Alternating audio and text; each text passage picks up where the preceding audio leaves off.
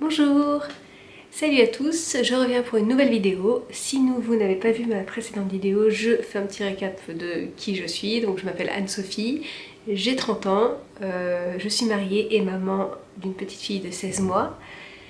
Je suis actuellement enceinte de mon deuxième enfant qui naîtra en mai, peut-être avril, on ne sait pas, en tout cas le DPA est en mai.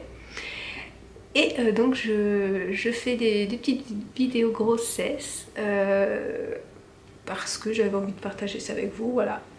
Et donc cette vidéo là, je la fais avec un petit peu de peine parce que hormis le souffle difficile à récupérer avec cette grossesse, je me remets tout juste d'un état grippal horrible qui m'a fait vraiment du mal.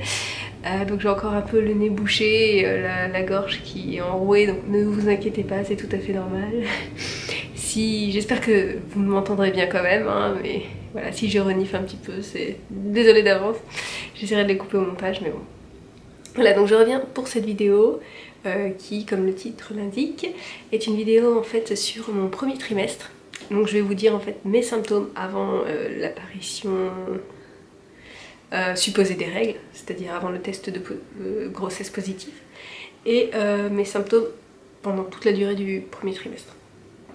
Donc en fait, j'ai déjà fait cette vidéo il y a quelques heures, sauf que je me suis rendu compte que l'objectif était tout flou. Donc là j'espère que c'est bon cette fois-ci, parce que sinon ça va un peu m'énerver.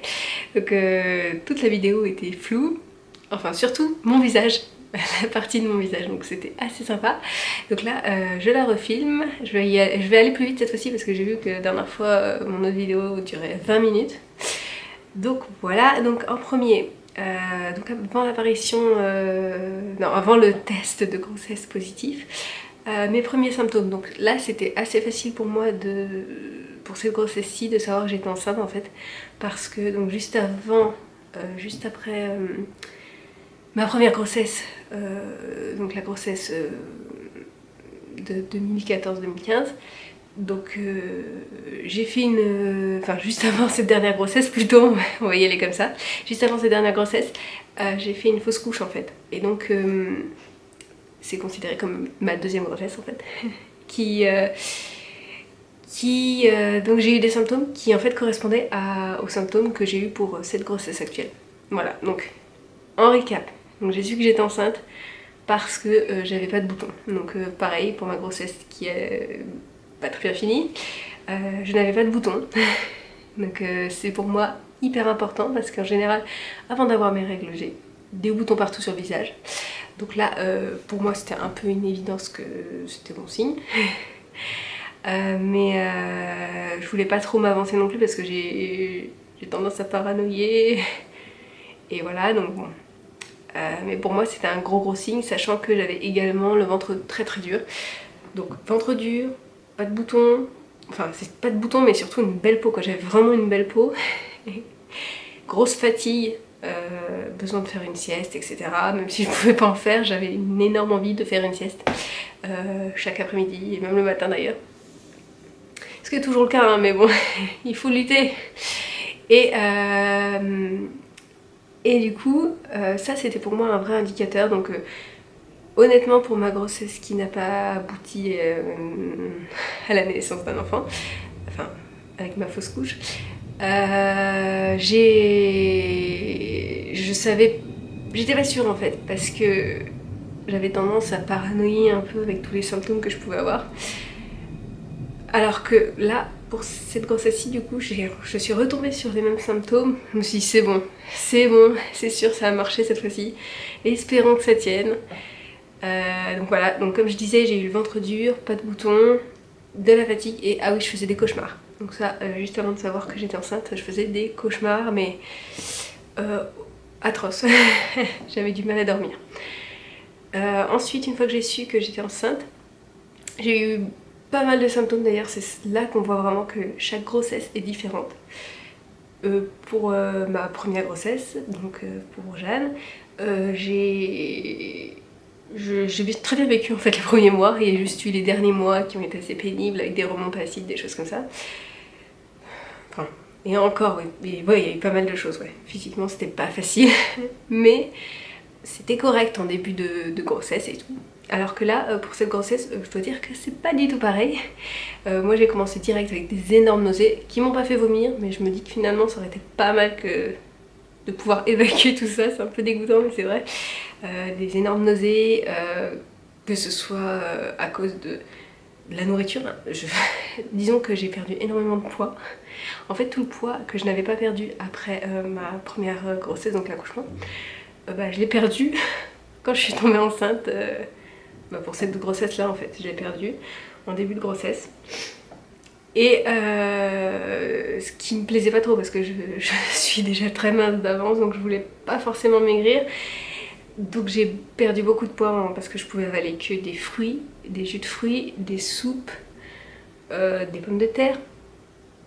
Et encore, je pouvais avaler en fait tout ce qui était odeur de cuisson, préparer des aliments, des légumes, des choses comme ça, je pouvais pas en fait, ça me dégoûtait rien que d'imaginer l'odeur de cuisson, la préparation et les aliments, tout ça. Ça m'avait jamais fait ça à ce point là, vraiment j'étais limite à vomir, mais c'était une nausée énorme. J'avais des... rien que d'y penser. Là en plus, le pire c'est que ça a mis du temps à se calmer. Jusqu'à la fin du 4e mois, j'avais encore des nausées. Et là ça commence tout juste à se calmer, sachant que j'ai encore des petits restes par moment, voilà. Il y a des trucs qui passent toujours pas et je me dis oh non je peux pas. Mais bon, c'est déjà un peu mieux. Sachant aussi que comme pour ma première grossesse, j'ai les mêmes envies, c'est-à-dire des envies de sucré, donc je sais pas encore le sexe, hein, je saurai bientôt. Mais j'ai des envies de sucré, de choses fraîches en fait, de pâtisserie, de choses comme ça. Voilà, donc oui, voilà, donc j'avais ce symptôme là qui était horrible, impression du... Ah oui, en fait je regarde mon téléphone parce que j'ai tout noté dessus. J'avais une impression de battement rapide, enfin je pense que c'était le cas, mais ça battait très très vite en fait, mon cœur battait très vite et ça me fatiguait et c'était très prenant, surtout au cours du 2e et du 3e mois, c'était assez difficile. Ensuite, les seins douloureux, donc ça c'est quelque chose que j'ai eu direct en fait pendant le 1er mois de grossesse pour ma première grossesse. Là c'est arrivé plus tard, c'est arrivé au 2e et au 3e mois. Donc j'ai eu une poitrine vraiment très douloureuse, mais j'ai l'impression que j'ai mieux géré que pour la première grossesse. C'était pas mal parce que du coup vu que j'avais du mal à gérer les autres choses, c'était plutôt pas mal. Et ça n'a pas duré tant de temps que ça finalement, ça s'est calmé assez vite. Les jambes lourdes, donc ça arrive encore un peu parfois, surtout en fin de journée en fait. Oui, c'est arrivé vers la fin du 2e mois je pense. Pareil, des crampes nocturnes, ça c'est cool. Des crampes nocturnes, des remontées acides nocturnes. Ça c'est assez étonnant parce que pour ma première grossesse j'avais des remontées acides, enfin j'ai commencé à avoir des remontées acides aux alentours du 7e mois jusqu'à la fin, donc c'était vraiment des remontées mais à mourir quoi, j'avais l'impression d'être un dragon, je crachais du feu la nuit, je ne pouvais même pas dormir, ça me réveillait et j'étais à la limite de vomir. Et je me souviens qu'il fallait que je me mette assise pour essayer plus ou moins de dormir, donc là c'est pas à ce point là, mais j'en ai quand même pas mal, donc il faut que j'évite de manger trop le soir, trop tard, trop épicé, gazeux et acide. Donc c'est assez dur, sachant que les jus de fruits, c'est vraiment ce qui me donnait le plus envie il y a encore quelques semaines. Voilà, ensuite pendant mes 3 premiers mois, j'ai été très vite rassasiée, donc c'est pour ça aussi que je mangeais des petites quantités. J'étais rassasiée, mais il fallait que je mange après, sachant que j'étais assez... il n'y avait pas beaucoup de choses qui me donnaient envie en fait. C'était super. Voilà. Sinon, grande soif, oui, donc j'ai marqué grande soif parce que autant pour Jeanne, j'avais pas forcément soif et d'ailleurs, et je me forçais à boire parce que j'avais limite oublié que j'avais soif. Là, vraiment, je bois, mais surtout pour mes 3 premiers mois, j'ai vraiment pas arrêté de boire. Jusqu'au 4e, c'était non-stop. Je buvais la nuit, tout le temps. De l'eau, de l'eau, de l'eau, de l'eau. J'en avais besoin, quoi. J'étais en manque d'eau. Et alors, le problème, c'est que du coup, ça me faisait faire pipi tout le le temps. C'est-à-dire que comme bébé commence à prendre de la place, fin 3e mois ça a commencé en fait depuis la nuit je vais forcément faire pipi parce que j'ai des envies mais énormes. Même au bout de 3, même pas 2 heures de sommeil, je commence à avoir envie donc je me retiens mais il y a un moment je peux plus et donc j'y vais.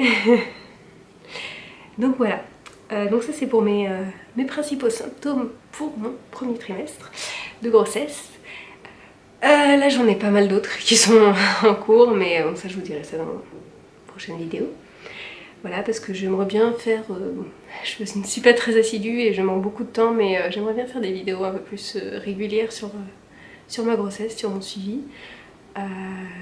Là je suis dans ma 3e semaine d'aménorrhée, donc j'ai passé mon premier trimestre depuis un petit moment maintenant. Ça s'est terminé fin octobre je crois. Et du coup là j'ai plein d'autres symptômes et plein d'autres choses qui se passent, etc. Et je pense que je vais vous faire des vidéos un peu plus récurrentes. Si ça vous dit, hein, n'hésitez pas à me le dire par commentaire, si mes vidéos vous plaisent un petit peu. Et puis moi je serais ravie de les tourner pour vous. Et pour moi aussi parce que j'adore parler de ma grossesse et voilà. Si on peut partager dans ça ensemble, ce serait bien. Voilà, donc j'espère que la vidéo vous a plu et je vous dis à très bientôt. Salut!